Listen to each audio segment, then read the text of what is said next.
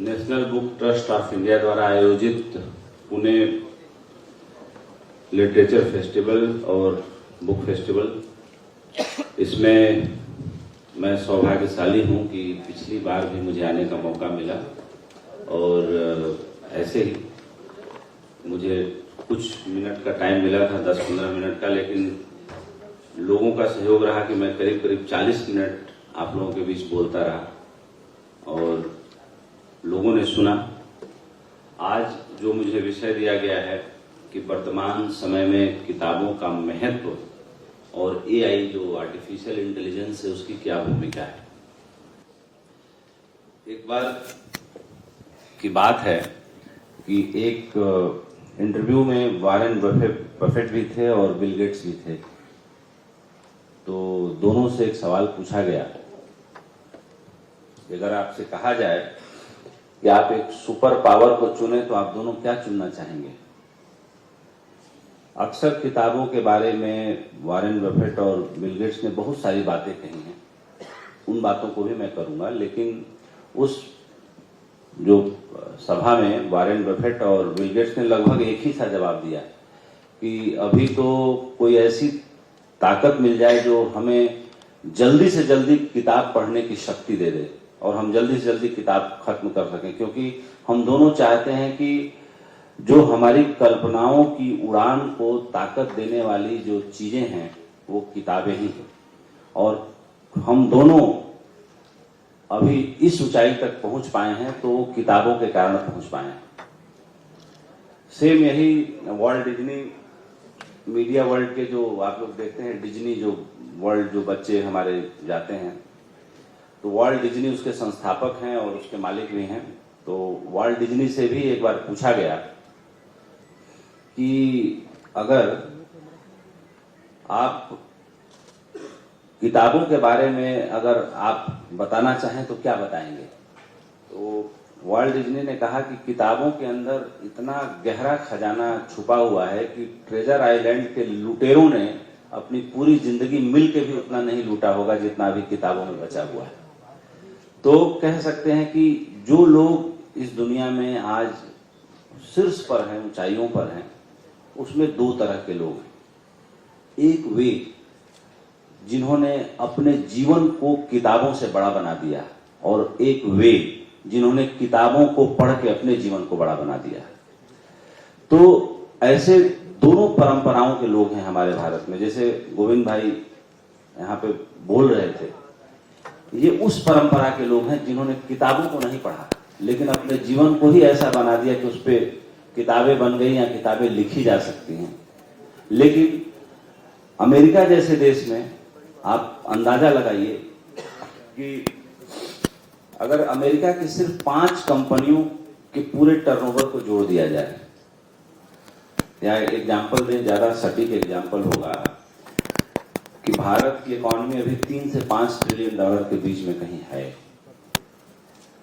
तो अकेले वहां का जो एप्पल फोन वाली जो कंपनी है, जो मोबाइल फोन यहाँ बैठे हुए 50% से ज्यादा लोगों के हाथ में तो होगा ही, इस कंपनी का जो टर्नओवर है वो 3 ट्रिलियन डॉलर से अकेले ज्यादा है। अगर Google company, Facebook, Microsoft, Google company का जो प्रमोटर कंपनी उसका नाम है अल्फाबेट, तो इन सब जो बड़ी कंपनियां हैं, ब्लैक रॉक, ब्लैक स्टोन, जैसे ब्लैक स्टोन जो है और ब्लैक रॉक है, अगर इन दोनों का पूरा बिजनेस जोड़ा जाए तो करीब करीब 18 ट्रिलियन डॉलर का बिजनेस इन दो कंपनियों का है। यानी आप सोचिए कि पूरी भारत की अर्थव्यवस्था और पूरी चाइना की अगर अर्थव्यवस्था को सामने रखा जाए तो ये दो अमेरिकी कंपनियां पूरे चाइना की अर्थव्यवस्था से लगभग ऊपर है, भारत की अर्थव्यवस्था से 6 गुना ज्यादा बड़ी है। तो इतना वेल्थ इन देशों में कैसे पैदा हुआ। इन देशों में उन लोगों ने वेल्थ पैदा किया जिन्होंने तकनीक का सहारा लिया, जो सबसे पहले आगे चले, और इन लोगों ने पूरी दुनिया में ये व्यवस्था दी कि कैसे अगर हमें पैसा कमाना है तो वो क्या व्यवस्था हो सकती है जो हमें दिन दूना रात चौगुना बढ़ाए। एक छोटा सा एग्जाम्पल देना चाहूंगा। सन 50 के दशक में अमेरिका में जब पहले डिपार्टमेंटल बड़े बड़े स्टोर बने, वहां भी तब बड़े शॉपिंग मॉल नहीं बने, लेकिन पहले बड़े बड़े डिपार्टमेंटल स्टोर बने, तो वहां पर जो हार्वर्ड और स्टैनफोर्ड और जो बाकी जो यूनिवर्सिटीज हैं, उनके प्रोफेसरों को वहां के बिजनेसमैनों ने हायर किया कि आप हमें ये सलाह दीजिए कि हम क्या ऐसा करें कि हमारा बिजनेस रातों रात तेजी से बढ़े। तो वहां के प्रोफेसर्स ने ये सलाह दिया वहां के बिजनेसमैनों को कि आप ऐसा करिए कि आदमी के दिमाग का तनाव जो है एकदम शून्य हो जाए, कम से कम हो जाए। वो जब दुकान में जाए या कुछ खरीदने के लिए जाए तो उसको आनंद मालूम हो, उसको वहां बार बार जाने की इच्छा पैदा हो। अभी वो दुकान पे जाता है तो उसको एक लिस्ट बना के ले जानी पड़ती है। तो कुछ लोग तो लिस्ट बना के ले जाते हैं जिनकी मेमोरी बहुत अच्छी नहीं होती, जिनकी मेमोरी अच्छी होती है वो भी थोड़ा तनाव में होते हैं कि कहीं कुछ भूल न जाए।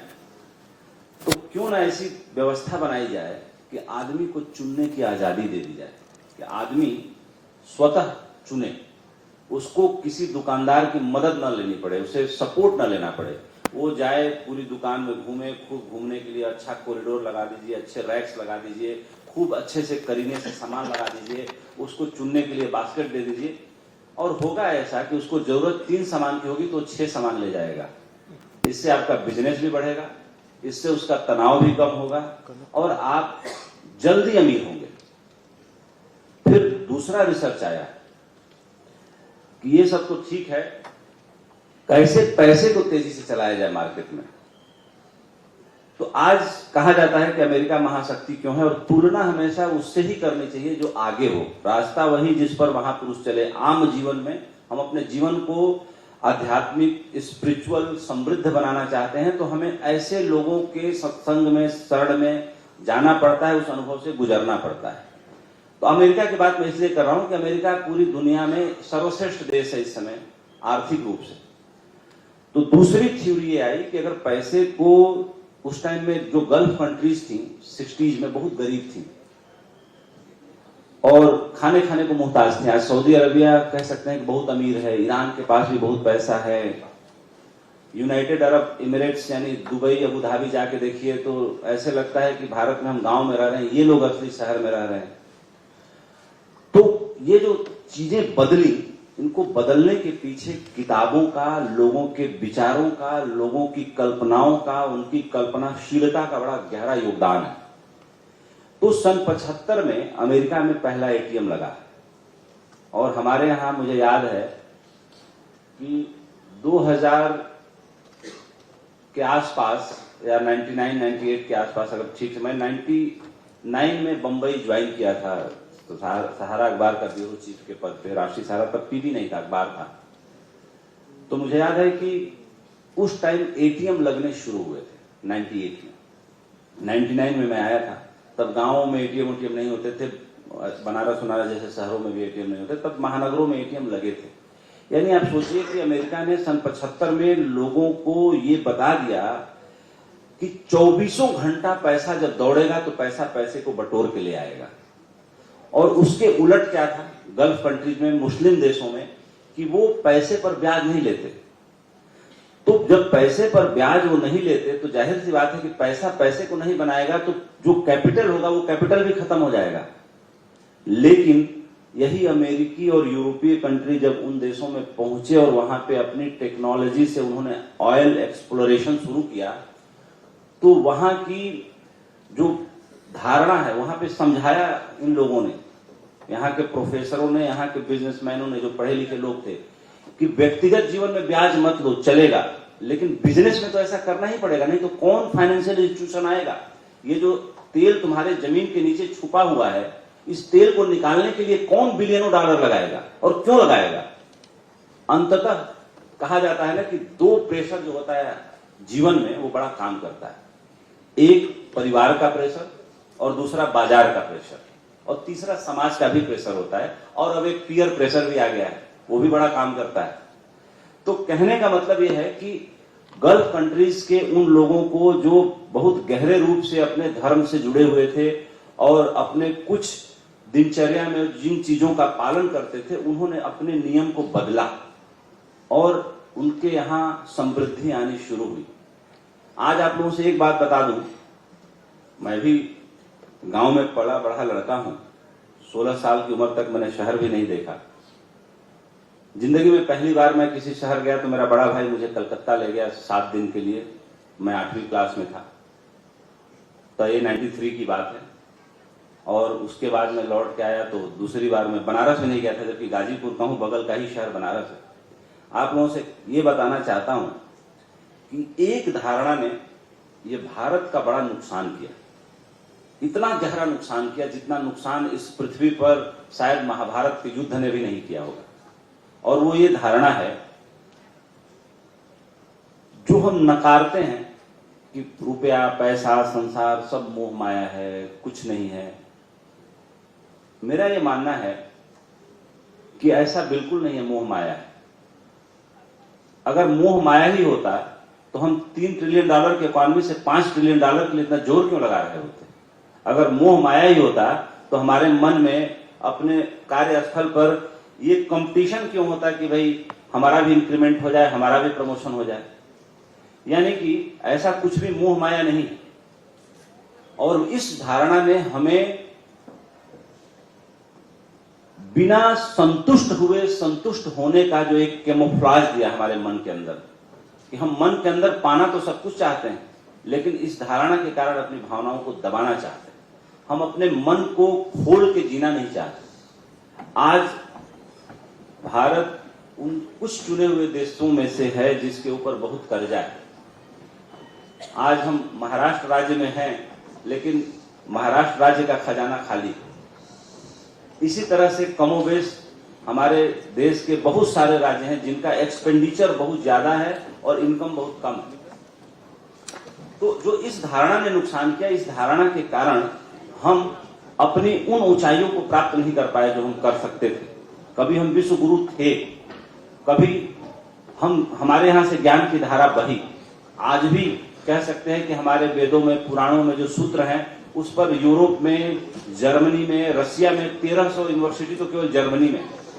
सबसे ज्यादा गहरा प्रयोग हमारे वेदों, शास्त्रों और संस्कृत के सूत्रों पर अगर किसी ने किया वो रसिया ने किया। लेकिन हमारे यहाँ ये परंपरा खो गई। हमारे यहाँ ज्ञान की वो गहरी धारा बहनी खो गई। क्यों खो गई? क्योंकि हमने मान लिया कि हम गुरु हैं ही।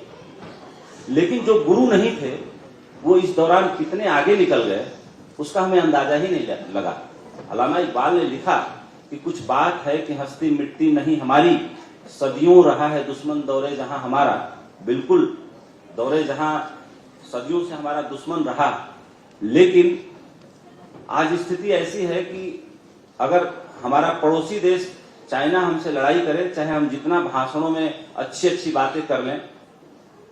सन 62 की लड़ाई हुई, हमारे यहाँ कवियों ने लिखा कि सोते शेर को मत जगाओ, सोता शेर जगेगा तो ये कर देगा, वो कर देगा। और 68,000 वर्ग किलोमीटर जमीन चाइना ने हमारा कब्जा कर लिया, तब भी शेर सोता ही रहा। कवियों की गीत सुन के शेर नहीं जगा। कहने का मतलब यह है कि हम झूठे दिलासाओं में बहुत गहरे में जीते रहे। हम गंगा को माता मानते हैं, लेकिन हमने गंगा की वो दुर्दशा कर दी। हम यमुना को माता मानते हैं, लेकिन हमने यमुना की वो दुर्दशा कर दी। हम बंबई में मीठी नदी के बारे में जानते हैं, लेकिन मीठी नदी को हमने सुखा दिया, हमने मार डाला अपनी प्रकृति को। लेकिन जरा अंग्रेजों से जाके पूछे, वो कोई माता नहीं मानते अपनी नदियों को, लेकिन उनकी नदियों को जाके देखिए, न्यूयॉर्क की हडसन को जाके देखिए। कुछ हिस्सों में उसका पानी गिलास में भर के पी सकते हैं, कुछ हिस्सों में नहीं पी सकते। गंगा के गंगोत्री हरिद्वार के बाद, कह सकते हैं कि ऋषिकेश के बाद आप पानी पीजिए, सर्दियां बीमार हो जाएंगे। तो ज्ञान की जो धारा थी, जो चीजें थी हमारे यहाँ, वो धीरे धीरे हमारे इसी व्यवहार के कारण कि हम मानते तो माता हैं, लेकिन माता बूढ़ी हो गई तो वृद्धाश्रम में जाके छोड़ आएंगे। क्यों? क्योंकि हमारे आत्मा से उपजा हुआ ज्ञान कभी उपजा करता था, लेकिन अब ज्ञान हमारी आत्मा से नहीं उपजता। अब हमें सिर्फ इतना सिखाया गया है कि किताब वही जरूरी जो तुम्हें रोजगार और पैसा दे। किताब वही जरूरी है जो तुम्हें समाज में थोड़ा सा इज्जत दिला दे। जो हमारी आत्मिक ऊंचाई थी, जो हम विश्व गुरु थे, वो कब के खो चुके हैं उस स्टेटस को। दोबारा नारा दिया है प्रधानमंत्री जी ने कि हम फिर से बनेंगे, बहुत अच्छी बात है। क्योंकि याद तो दिलाना बहुत जरूरी है। कभी हनुमान को शायद बल याद दिलाया जामवंत ने, तब जाके वो समंदर पार कर पाए। उनके अंदर कला थी समंदर पार करने की, लेकिन जब तक उनको ऋषि का श्राप था तो किसी ने याद दिलाया कि जब इनको याद दिलाया जाएगा तो काम कर लेंगे। ठीक उसी तरीके से आज भारत को ये याद करने की बड़ी गहरी जरूरत है कि 70% हमारी आजादी आज युवा है, लेकिन 70% युवा आबादी के बाद भी जिस देश की 70% आबादी बूढ़ी है, वो बगल का देश चाइना, उसकी इकोनॉमी आज $20 ट्रिलियन की है। पूरी दुनिया का 37% प्रोडक्शन चाइना अकेले पैदा करता है। China is the hub of world production. हम कितना करते हैं प्रोडक्शन? हम कुछ नहीं करते उसके सामने। तो आज भी स्थिति वही है। आचार्य चाणक्य की याद आ रही है मुझे कि उस व्यक्ति ने आज से 3500 साल पहले इस देश के सारे राजाओं सूबेदारों को जगाया अपने ज्ञान के बल पे, लेकिन तब भी यहाँ के लोगों की इतनी क्षुद्रतम सोच थी कि चंद सिक्कों के लालच में यहाँ के लोगों ने सीमाओं के दरवाजे खोल दिए और आक्रांता आते रहे। करीब 3000 सालों का गुलामी का इतिहास है हमारा। बुद्ध महावीर के वक्त से लेकर के अभी तक, अभी 75 साल ही हुए हमें आजाद हुए ठीक से, इससे पहले हम गुलामी थे। और ये सब चीजें क्यों हुई? हमारा चित्त इतना बूढ़ा क्यों हुआ? हमारा चित्त इतना बूढ़ा इसलिए हुआ कि हमें कभी जवान होने ही नहीं दिया गया। अगर किसी आदमी की उम्र 25 साल हो, उससे वो जवान नहीं होता जब तक उसके अंदर विचारों की ताकत ना हो। और विचारों की ताकत कैसे आती है? विचारों की ताकत ज्ञान से आती है। और ज्ञान की ताकत कैसे आती है? जब उस ज्ञान का संरक्षण किया जाए, जो आचार्य चाणक्य ने कहा घनंद के दरबार में।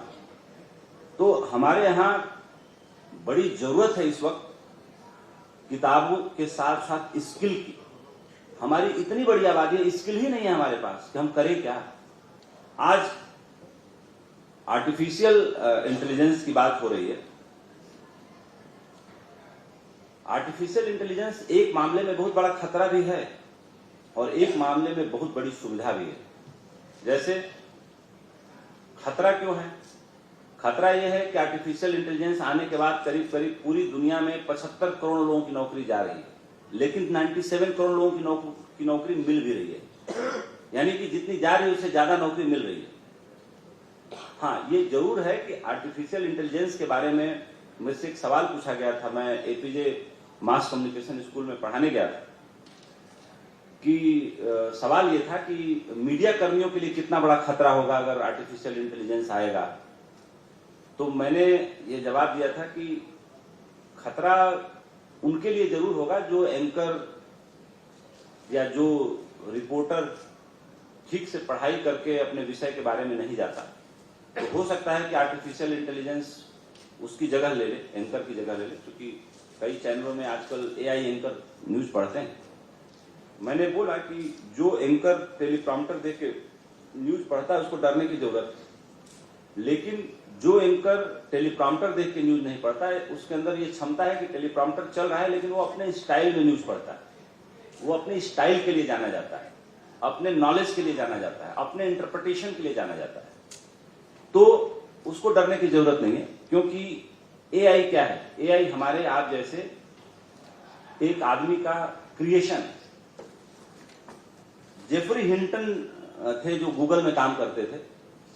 जब गूगल से उन्होंने रिजाइन किया तो उन्होंने एआई की स्थापना की। एआई सबसे पहले उन्होंने आर्टिफिशियल इंटेलिजेंस के बारे में लोगों को बताया। अब जैसे खतरा क्यों है, एक एग्जांपल दूं। चेस, शतरंज मुझे तो बहुत अच्छा नहीं खेलने आता, लेकिन हाँ, ली सिडोल पूरी दुनिया में शतरंज के सबसे बड़े प्लेयर रहे हैं, दशकों तक टॉपर। तो एआई वर्चुअल एआई की जो वर्चुअल कैरेक्टर था उनको और ली सिडोल को आमने सामने बिठाया गया और ली सिडोल जैसा जीनियस ब्रेन एआई के सामने आधा घंटा में नहीं टिक पाया। ली सिडोल को एआई ने हरा दिया। तब इस पर अध्ययन हुआ कि कैसे हराया। तो एआई ने खुद बताया कि मैंने ली सिडोल का जब वो किया गया तो मैंने पल भर में, पहले जब ये बच्चा थे जब खेलते थे तब से लेके सब चीज 1 सेकंड में देख डाला और इनका एल्गोरिदम मैंने स्टडी कर लिया कि ये कैसे खेलते हैं और इनको हराने के लिए मुझे अपना एल्गोरिदम कितना बढ़ाना है। और आधे घंटे के अंदर मैंने वर्ल्ड के 10 साल वर्ल्ड चैंपियन रहे चेस प्लेयर को आधे घंटे के अंदर हरा दिया, और आधे घंटे के बाद फिर दोबारा उन्होंने बार बार हरा दिया। यानी कि खतरा क्या है?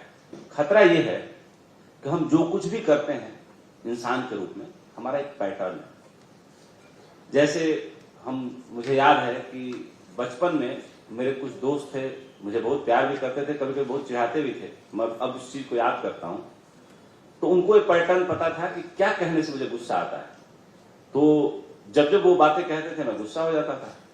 यानी कि और आध्यात्मिक भाषा में कई बार, जैसे बुद्ध महावीर अपने कई प्रवचनों में उदाहरण दे चुके हैं कि होता क्या है कि जब कुएं में आप बाल्टी डालते हैं तो बाल्टी, कुएं में पानी है तो पानी लेके आती है।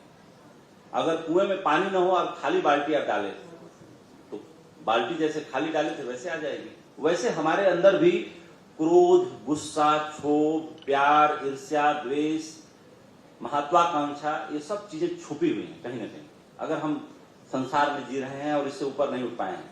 अब कोई जैसे कुएं में बाल्टी डालता है, वैसे शब्दों की बाल्टी आप पे फेंके, कभी आपका गुस्सा निकल आएगा, कभी आपका प्यार निकल आएगा, कभी आपकी महत्वाकांक्षा निकल आएगी, कभी आपका सीक्रेट निकल आएगा, कभी आपका कुछ निकल आएगा, कभी आपके वे राज निकल आएंगे जो आपने दुनिया में किसी के सामने जाहिर न किए हों। यानी कि शब्दों की बाल्टी अगर फेंकी जाए, शब्दों का जाल हमारे ऊपर फेंका जाए तो हमारा पैटर्न होशियार आदमी खूब आसानी से पता कर सकता है। और आर्टिफिशियल इंटेलिजेंस तो इतना तेज है कि वो हमारे पैटर्न को, जब से जो कुछ भी डिजिटल फुटप्रिंट आपका अवेलेबल है पूरी दुनिया में, कहीं भी किसी कोने में, उस डिजिटल फुटप्रिंट को वो तुरंत तमाम जो इंटरनेट के ग्रिड्स हैं, जो समंदर के जरिए बिछी हुई बड़े बड़े केबल्स हैं जो पूरी दुनिया के ग्रिड को जोड़ते हैं, उनके जरिए वो पल भर में सब कुछ पता कर लेता है। और पल भर में पता करने के बाद वो आप जैसी आवाज, आप जैसी चाल, आप जैसी बात, आप जैसा काम, सब कुछ करके दिखा देता है। यानी कि खतरा यह है कि आज के डेट में कुछ तो फ्रॉडस्टर ऐसे हैं जो गांव में लोगों को डिजिटल अरेस्ट करके, उनको धमका के, ये करके, वो करके, कंबोडिया में और क्या बोलते हैं वियतनाम में, और उधर के साउथ ईस्ट एशिया, म्यांमार में, साउथ ईस्ट एशिया के देशों में एक हब बना लिया है कि बेचारे भोले भाले अज्ञानी लोगों को जो शार्प नहीं है, उनको तो इस तरह से आए दिन बहुत ज्यादा केसेज हो रहे हैं, बहुत ज्यादा केसेज हो रहे हैं। दूसरा ये है कि आर्टिफिशियल इंटेलिजेंस के जरिए एकदम उपेंद्र राय जैसा एक आदमी वीडियो कॉल पे आएगा और जो है यहाँ बैठे हमारे तमाम परिचित लोगों से बोलेगा कि मैं बड़ा मुश्किल में हूँ, मुझे पैसा भेज दीजिए। कुछ लोग ऐसे होंगे जो डे टू डे बेसिस पे जानते होंगे, वो तो समझेंगे कि उपेंद्र राय कुछ भी मांगेगा, 10-5 लाख रुपया तो नहीं मांगेगा, हाँ 50 करोड़ 20 करोड़ मांगे, समझ में आता है, तो वो समझ में आ जाएगा जो मुझे व्यक्तिगत रूप से जानते हैं। लेकिन जो नहीं जानते वो जानते कि अरे यार राय साहब को बड़ी मुश्किल है 5 लाख रुपए भेज देते हैं, बड़े आदमी वापस तो कर ही देंगे।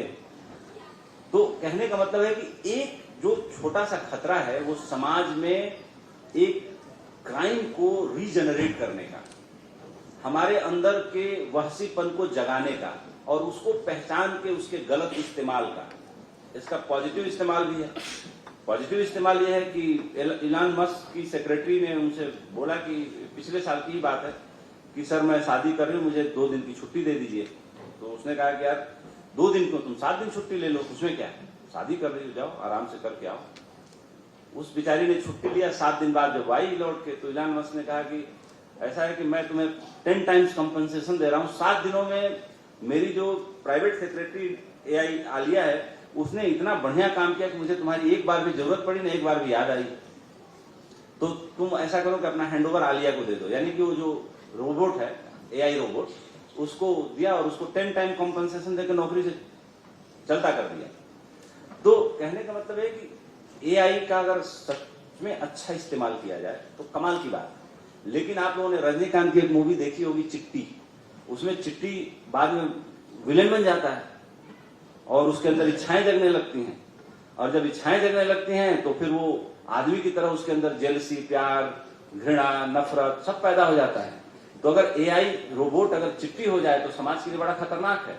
लेकिन जो पहले वाला चिट्टी है, जो मूवी शुरू होती है और जब उसके बाद वो अच्छे अच्छे काम करता है, गुंडों की पिटाई भी करता है, वो जो है लड़की की इज्जत भी बचाता है, तमाम ऐसे काम करता है, मच्छर को भी पकड़ के ले आ जाता है, मलेरिया वाले मच्छर की पहचान भी करके ले आ देता है, किसी मच्छर ने काटा था और वो पता चलता है कि मलेरिया वाला मच्छर है, तो मलेरिया से इलाज हो जाता है।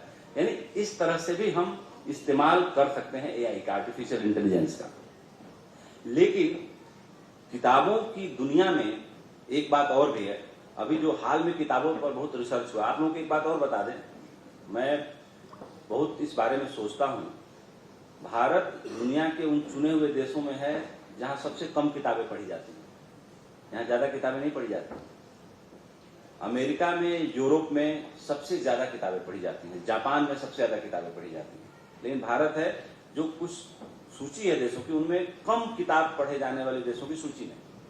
मनोवैज्ञानिक ये कहते हैं कि अगर आप अपना तनाव कम करना चाहते हैं तो अगर 20 मिनट आप केवल कोई किताब पढ़ लीजिए जो आपको पसंद हो, जो सब विषय आपको भाता हो, तो आपका 68% तनाव कम हो जाएगा। यानी जितना किसी पार्क में आप जाकर दौड़कर, भागकर ये करके आते हैं, तो उतना तनाव, उतना स्ट्रेस और उतना गुड हार्मोन आपके अंदर, जो डोपामाइन जिसको बोलते हैं, वो 20 मिनट की रीडिंग में आपको मिल जाता है।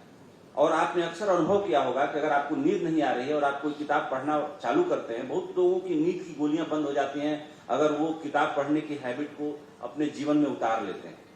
तो जब आप किताब पढ़ते हैं सोते वक्त, जैसे कहा जाता था कि हमारे जो पूर्व राष्ट्रपति प्रणब मुखर्जी जी थे, अब नहीं रहे, वो सोते वक्त 365/365 दिन किताब पढ़ते हुए सोते थे और किताब उनका कोई स्टाफ ऐसे छाती पे रख जाती थी और उठा के रखता था। तो कुछ ऐसे जो है शोध हुए हैं कि किताबों के बारे में जो है हम आज इतने अनभिज्ञ हो गए हैं। बल्कि युवराज जी को मैं हमेशा इस बात के लिए बड़ा धन्यवाद देता हूं कि इससे पहले भी national book trust of India थी, उसके इससे पहले भी डायरेक्टर थे, लेकिन national book trust of India को जिस लेवल पर युवराज जी लेके गए हैं, जिस लेवल पर उन्होंने पेनिट्रेट किया है पूरे वर्ल्ड में भारतीय लिटरेचर को, इससे पहले कभी नहीं हुआ था। युवराज जी के लिए ताली जरूर मैं भी बजाऊंगा, आप लोग। आज भारत के लगभग हर बड़े शहरों में उन्होंने बुक फेयर स्थापित कर दिया। दुनिया के जितने बुक फेयर हैं सबके साथ आज एनबीटी का कोलैबोरेशन है। वहां पे भारत की किताबों का बहुत बड़ा मतलब पैविलियन लगता है। मतलब जर्मनी से लेके, लंदन से लेके, न्यूयॉर्क से लेके, ब्राजील से लेके, अर्जेंटीना से लेकर के, फ्रांस से लेकर के तमाम जगहों पर, क्योंकि मैं जुड़ा हुआ हूं तो मुझे सारी बातें पता चलती रहती हैं। तो कुल मिलाकर के जो मुझे कहा गया कि किताबें और एआई की जो भूमिका, तो किताबों की भूमिका तो इतनी है कि एक आदमी का 100/100% रूपांतरण कर देती है। जैसे ढोलकिया साहब ने बोला, ये बात अच्छी लगी कि उन्होंने कथा सुनी और उनको ये एक चीज पकड़ में आ गई कि सिर्फ सम्मान देना है। यानी सम्मान देके इन्होंने अपने तमाम दोस्तों को जीता, बिजनेस कम्युनिटी को जीता, एक बड़ा एम्पायर खड़ा किया। और आज भी ये मानते हैं कि मेरे लाइफ में यही एक सबसे बड़ा संयोग है कि जो व्यास डोंगरे जी, चाहे रामकृष्ण डोंगरे जी, जो उस परिवार के जो कथा कहने वाले लोग थे, कथा कहीं से भी मिले, सत्संग कहीं से भी मिले। कहा जाता है कि जीवन में अच्छा क्या है, बुरा क्या है, वो हमें किताबें ही बताती हैं। और किताबें ही बताती हैं कि अच्छा क्या है, बुरा क्या है। जैसे कोई ऐसा काम जो जन सामान्य के जीवन में सुख ले आए, या किसी एक रास्ता चलते आदमी के चेहरे पे मुस्कान ला दे, कोई ऐसा काम जो हॉस्पिटल में पड़े एक बीमार को थोड़ी खुशी दे दे, वही अच्छा काम है। और बुरा काम यानी कि जो बिना किसी गलती के किसी को आप दुख दें। तुलसीदास ने कहा है ना कि परहित सरस धर्म नहीं भाई, पर पीड़ा नहीं सम अधिकाई। यानी कि परोपकार से बढ़ के कोई दूसरा धर्म नहीं, और दूसरे को दुख देने यानी पीड़ा पहुंचाने से बड़ा कोई पाप नहीं। जब भगवान शंकर ने गणेश की और कार्तिकेय की परीक्षा ली, तो वो परीक्षा बड़ी इंटरेस्टिंग है। तो उन्होंने पूछा कि क्या ऐसा है जो सबसे बड़ा पुण्य है और क्या ऐसा है जो सबसे बड़ा पाप है। उसी को तुलसीदास जी ने रामचरितमानस में ऐसे कहा, और भगवान गणेश ने ऐसे कहा कि जो दूसरे को सुख दे वही सबसे बड़ा पुण्य, और जो दूसरे को पीड़ा दे वही सबसे बड़ा पाप। तो उन्होंने कहा कि ऐसा क्या है जो पल भर में पूरे ब्रह्मांड की परिक्रमा कर दे। तो कार्तिकेय की गति बहुत तेज थी, वो मोर पे सवारी कर दो, वो ब्रह्मांड की परिक्रमा करने निकल आए और कुछ पल में परिक्रमा करके आए। तब तक गणेश ने क्या किया, पार्वती, और बुद्धिमान इसलिए कहा जाता है भगवान गणेश को, और महाराष्ट्र में उनकी सबसे ज्यादा पूजा होती है उन्होंने भगवान शंकर और पार्वती जहां बैठे थे उनकी गद्दी के चक्कर लगा दिया। बोला कि पिताजी आपका, माताजी आपका चक्कर लगाना है ब्रह्मांड के चक्कर लगाने से श्रेष्ठ है। मैंने तो लगा दिया। जब तक कार्तिकेय लौट के आए तब तक उन्होंने कहा कि मैं लगा के आ गया। तो शंकर और पार्वती जी ने कहा कि गणेश ने तो कब का लगा दिया। बोला ऐसा कैसे, गणेश तो चूहे पे चलता है, तो वो तो इस मैंने कई वर्षों बीत जाए तो भी नहीं कर सकता। तो भगवान शंकर ने बोला कि जो अपने माँ बाप को पृथ्वी से और ब्रह्मांड से ज्यादा बड़ा माने, उससे बड़ा कोई बात ही नहीं हो सकती। और हम इस बात से सहमत हैं, राजी हैं। तो हम गणेश को पहला पुरस्कार देते हैं, तो कार्तिकेय को दूसरा पुरस्कार मिला। तो कहने का मतलब है कि जो ज्ञान है, जो सूक्ष्म है, जो बहुत ही गहरा है, जो बहुत ही सहज भी है, बहुत सरल भी है। सहज क्यों है कि मिला ही हुआ है, हम उसकी तलाश में नहीं जाते। कठिनतम क्यों है कि हम पहचानते नहीं। ठीक वैसे ही जैसे मछली जब तक समंदर में होती है उसे समंदर के बारे में पता नहीं होता, लेकिन जब कोई मछुआ उसे बंसी में फंसा के निकाल लेता है और जब वो श्वास के लिए तड़फड़ाती है तब उसे समंदर के बारे में पता चलता है। हमारा जीवन भी वैसा ही हुआ है कि हमें जो मिला हुआ है हम उसकी जरा भी कदर नहीं करते। जो दूर है उसके लिए हम तड़पते रहते हैं, तरसते रहते हैं। इसीलिए कहा गया है कि दूर के ढोल सुहावने होते हैं, लेकिन ढोल जब सामने बजने लगता है तो पीड़ा भी देने लगता है। तो बातें बहुत हैं, कही जा सकती हैं, लेकिन कहा जाता है कि जो व्यक्ति अपनी बातों में रस बनाए रखे और वहां पे बात समाप्त करे वही सफल बात होती है। तो मैं अपनी बात को यहीं पे समाप्त करना चाहूंगा। और आप लोगों ने बहुत धैर्यपूर्वक सुना।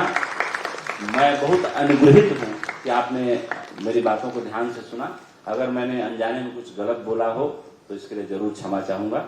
और फिर कभी पुणे में ऐसा होगा सेशन तो जरूर मुलाकात होगी। जय हिंद, जय भारत।